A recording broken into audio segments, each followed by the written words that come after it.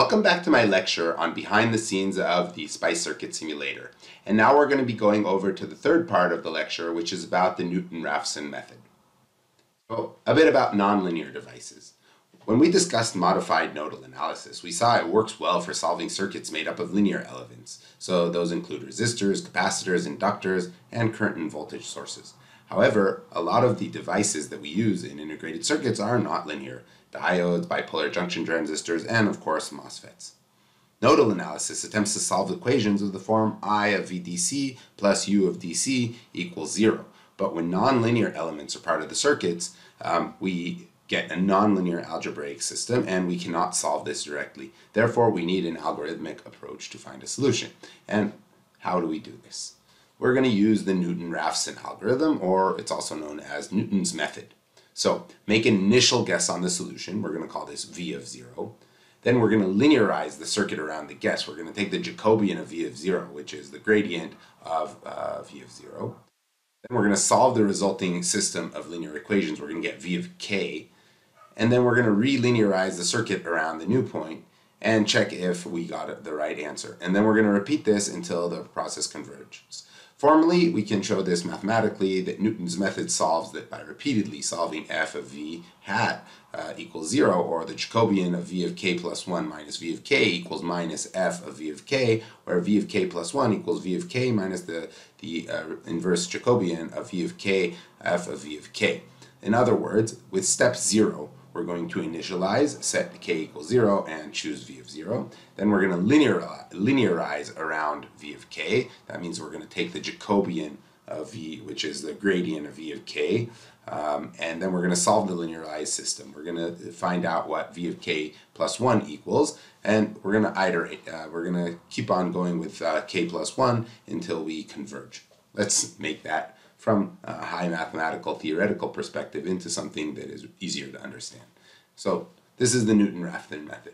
First, what we said is we need to linearize our nonlinear elements. Let's take a diode, which is a nonlinear element. So with the diode, as we can see, we have this nonlinear curve over here. And so what we're going to do is we want to make it into a linear plot. So that's this line over here, right? And we can call this, the slope at this point, which we can call G equivalent. Okay, and then so what we get here for this line, that we know that ID, right, is equal to G equivalent times VD plus some sort of a constant I equivalent. Okay, so that is a linear model of the diode at this operating point. So if we're at this operating point, we can actually figure out what the current through the diode is through that equation. Okay, so we're going to just replace the diode with this expression, okay, which is inside the linear system. So we get a current source and we get, a conductance, and that's really cool. Now we can solve our equations. But wait a second, what is that operating point over there? It looks kind of like a chicken and egg question. We need to know the operating point, which is, the ID0 and VD0, in order to find what the G equivalent is, to find out what the slope of the curve is over at this point, and to find out what the I equivalent over here is. But we're looking for the operating point, so how can we know the operating point? And that's exactly the problem. So what we're going to do is we're going to guess what the operating point, solve it, check if we actually got to that operating point. If we were right, great. If not, then we're going to, again, linearize around where our solution led us, and we're going to solve again. This is called convergence. Okay? So when do we stop? Well, we'll never get to the exact answer. I mean, yeah, we could by chance, but we're usually not going to get to the exact 0 of an answer. So we stop based on what we call convergence criteria. And there are two convergence criteria for Newton's method when applied to circuits. The first criterion is called the residue criterion. Okay, and that says that KCL should be satisfied to a given degree. So when we find the answer to our circuit with our guessed operating point, we want to see that when we solve KCL, we're really going to get some sort of small epsilon, some sort of small residue of current that is non-zero in our KCL equation. So remember that with KCL, we're looking to see that the current going into each node is equal to 0. However, what we're going to do is, after we make our guess and solve with our linearized solution, we're going to get the point that it's not going to be a zero. The sum of all currents to all of the nodes is not going to be zero. We want it to be small enough. If it's really, really small, then we can assume that we are really close to the right answer and we can stop. In practice, we use a relative criterion. So we take the sum of the current, that is the residue current at all the nodes in the circuit, and we want to see that they're smaller than what is called reltol, that's a relative tolerance, times the maximum current in the whole circuit, plus some sort of absolute tolerance. And reltol, and these things that are in blue, they're actually Spector parameters. So these are really saved words in Spector, and we're going to see how to set them in a minute. Okay, by default it's 0.001. So we're going to multiply the maximum current by a thousandth. And by default, I abstol is 1 picoamp. And what this does actually, the reltol takes the Imax and it lets us scale it to be used with different types of currents that we're going to be approaching here. So if we are using 1,000 amps, we're going to say that we only have to be smaller than 1 amp. But if we're using 1 amp, then we have to be smaller than 1 milliamp, something like that. The I abstol is just a very small number, as you can see, 1 picoamp, and that's to eliminate the need to go to an absolute zero. So that is what we want to do over here. Okay. The update criterion is the second criterion, and that wants to check that the difference in error between the last two iterations is small. So Vn of k minus Vn of k minus 1 has to be also smaller than some epsilon.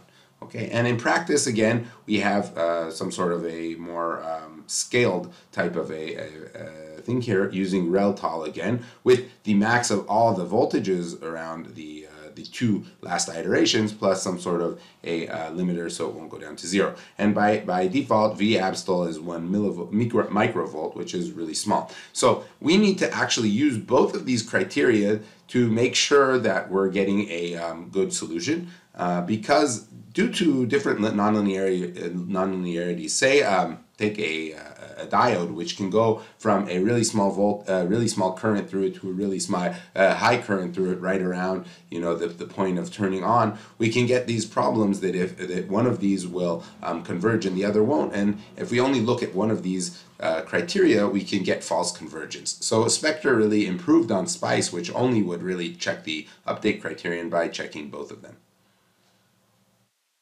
So how do we set these convergence criteria? And I just want to say as a disclaimer here that usually what you get by default in the different simulators such as in Spector is going to be a good number that's going to work for most things. But if you start running into convergence problems and you want to check that everything's okay, now you know what these different parameters are, and here I'm going to show you how to change them in ADE, in the Cadences tool. So you go to Simulation Options Analog. So you go Simulation Options Analog, and that will, or you can go on the test itself, right click, go over to Options Analog, and then you will get this Simulator Options form where you can set here, as you can see, reltol, which is by default 0.001, V abstol, and I abstol, which you can set over here. So Simulations Options Analog will get you these simulator options. So what if the circuit fails to converge? And luckily, the simulators have been improved really a lot since the early days, but convergence used to be a huge problem. Now, usually they're able to converge, but I just want to show you kind of what happens behind the scenes, and you can, again, play with these things and change them if you have convergence problems, but most of the time the defaults will really do a good job. So first of all, Spector performs what is called max iters or max iterations, and the default is 150. So in DC analysis options, we have this parameter called max iters, which is set to 150, and you can basically tell it how many iterations you want to run until it kind of gives up.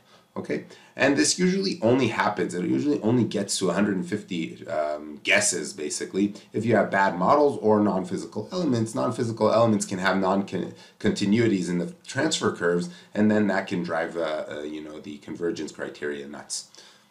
So if convergence hasn't been met, it doesn't give up immediately. It actually tries alternative methods to converge. And these are known as homotopies. So there are 5 homotopy algorithms: Gmin, source, dptran, ptran, and none. And I'm not going to go into what the differences are between them, but by default, Spectre uses all, which means it will try each algorithm one after the other if it reaches max iterations. And if you actually go and you see that in the log file your solution is converging with dptran homotopy, then you can just go and override it and select dptran, and you won't waste all those many iterations until you get to the actual solution. So that's kind of something that you can pay attention to. If DC convergence is taking you a really long time with your circuit, you can go and check where it converged in the end and override it so it starts kind of with that type of an algorithm. Now we'll go over to some convergence aids, and one of them is called min-R, which means a minimum resistance. So really small resistors can cause terrible convergence problems. Just take this: a 1 millivolt drop over a 1 nano-ohm resistor results in a kiloamp of current. A kiloamp is probably way out of range of what you're going to do. Well, we're not usually going to have a 1 nano-ohm resistor, but we might have, really small resistors, and we might have really small voltage drops, and we'll still get a lot of current. And this is going to be really hard to solve, like the KCL type of residue convergence criterion. So it easily leads to wrong guesses in the convergence process and can really cause convergence to go wrong. And therefore there is this parameter called min-R, which actually goes and looks at all the resistors in our circuit, and if they're smaller than min-R, they're going to convert it to min-R. So you have to understand that these things are adding, things that are not accurate into our circuit. It's overriding what we input into our circuit. Let's say we wanted a 1 nano-ohm resistor. It's not going to be there. It's going to be converted into 1 milliohm because the min-R over here in simulation options analog is going to be a 1 milliohm default. So usually this comes from things such as extraction. So really, you should really not extract really small resistors. You should limit the size to maybe 1 ohm or something like that. But you should know that if it extracts something smaller than 1 milliohm or whatever you put in min-R, it's going to automatically increase them to 1 milliohm. And if you're dealing with some sort of an extreme type of a simulation that uses these tiny resistors, you want to set the min-R parameter accordingly. The other thing is, if you're using really normal sized kind of resistors and you don't care about accuracies that are getting to 1 milliohm, you can also increase this, and it will probably help you converge faster. If convergence is really taking a long time. Also, if you do this, you should increase IAPSTL. It will help you converge if you make min-R smaller. Convergence aid is Gmin, and Gmin is one that kind of has bit me many times, and so I want to talk about it. Well, it seems that circuits that have a non-isolated solution have a singular Jacobian. In other words, they can have an infinite number of solutions. For example, if there's a floating component, we just take a circuit that all it has here is a resistor, and I ask you, what is the DC operating point? Well, it could be anything. Really, the Jacobian comes out singular. It doesn't really matter because this is floating. We'll actually never be able to converge in this way or figure things out. If we have a CMOS inverter, and we have a MOSFET that has this kind of a ISAT that is constant, and we bias it at Vn equals VDD over 2, where both of the transistors over here, if both of the transistors are both in saturation, so they will both have ISAT through them, right? But they can keep a large voltage range, so V out can be a range of things, okay? And therefore there are many solutions here. And so we cannot ever really find the correct answer or so forth. So that's why in order to solve this thing, Spectre automatically adds big resistors to ground between potentially floating nets. The size of the resistors is 1 over Gmin, so very small conductors. So in other words, if we have a diode, there is going to be added a resistor in parallel. And this is not a real resistor. It is not something that is part of your model, and it's not something that you entered in your design. It's something that Spectre goes and adds as a convergence aid. But if it's small enough, right, then only a trickle of current would actually flow through here, and it wouldn't bother our simulation.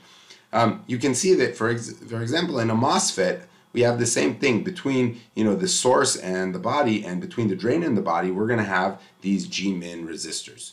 Okay, so this is kind of an interesting thing. So we have a non-zero resistance, a non-infinite resistance between the source and the drain of the MOSFET, and it is not going through the channel.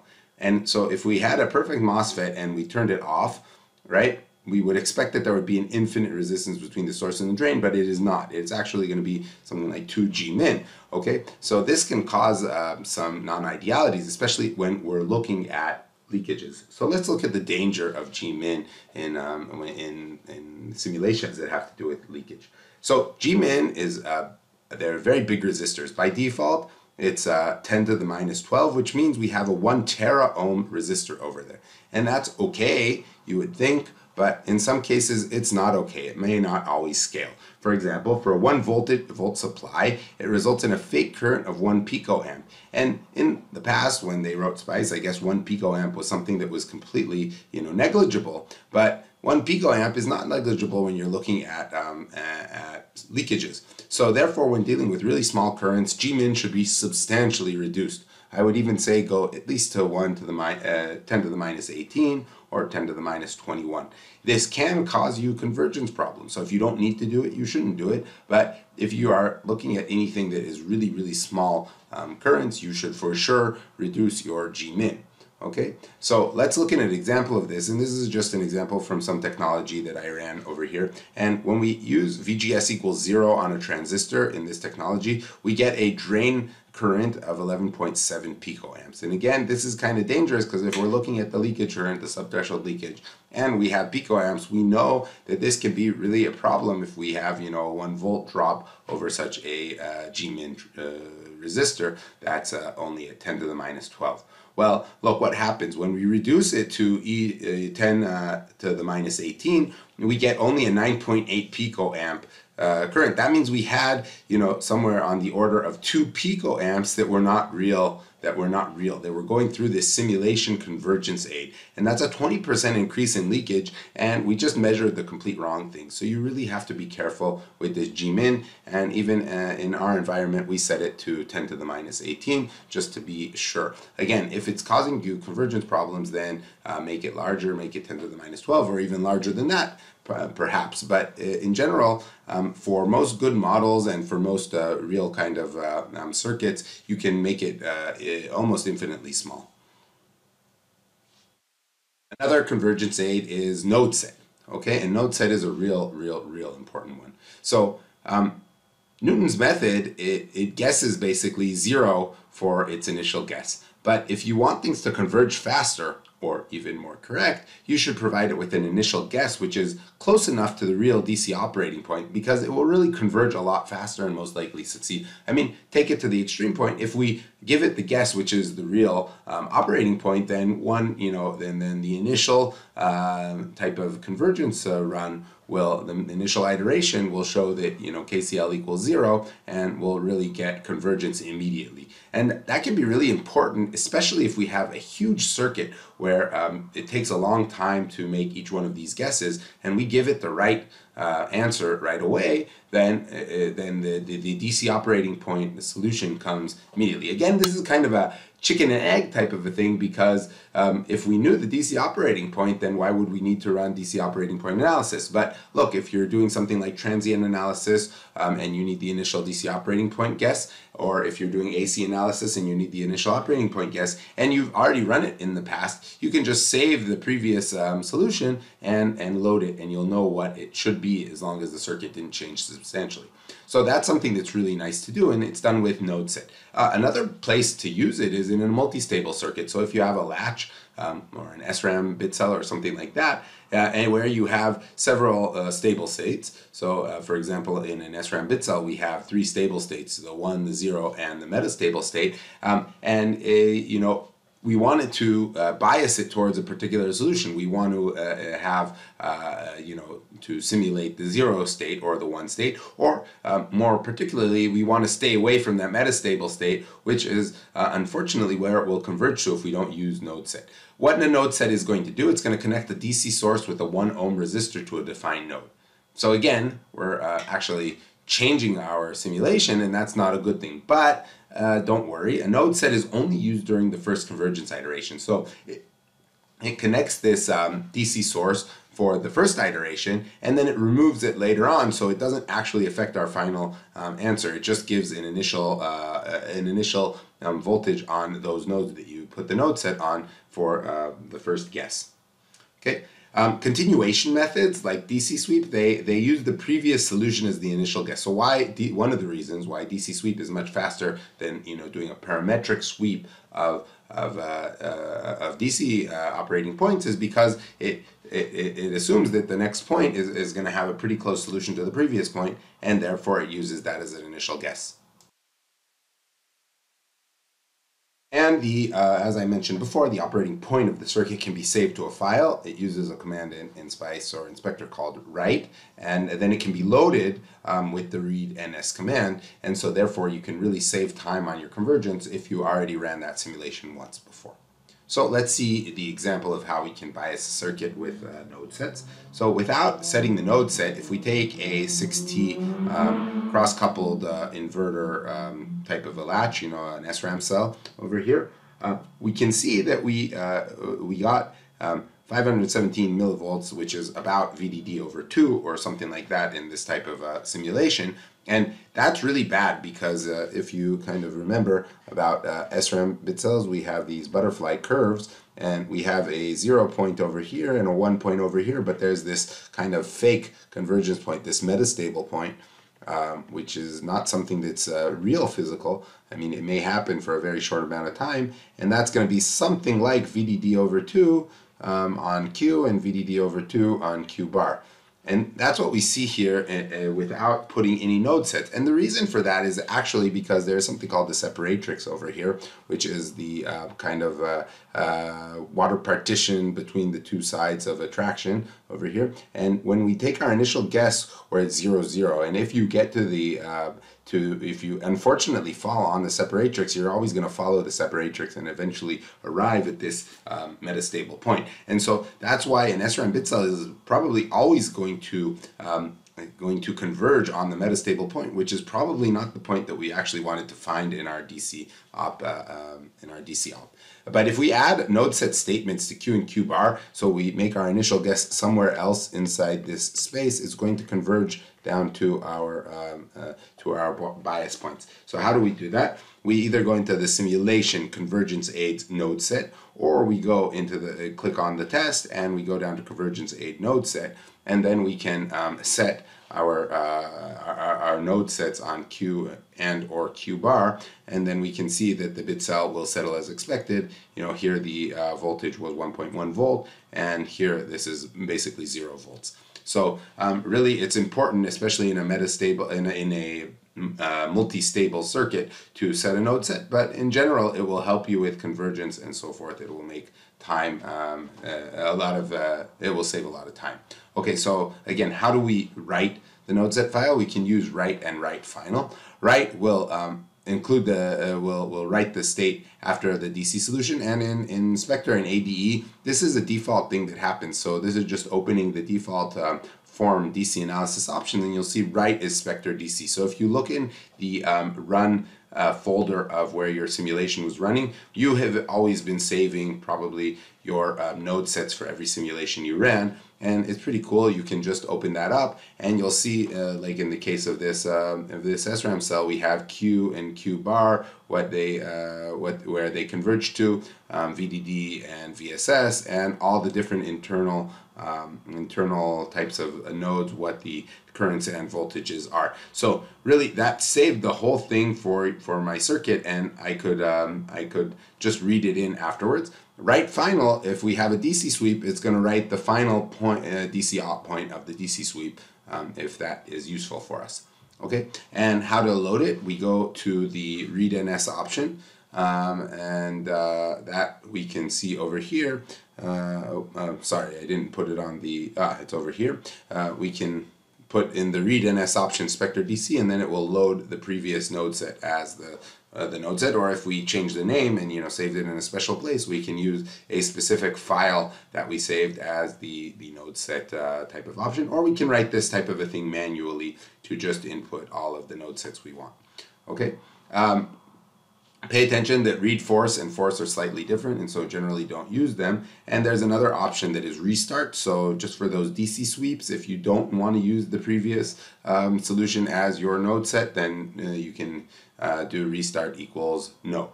That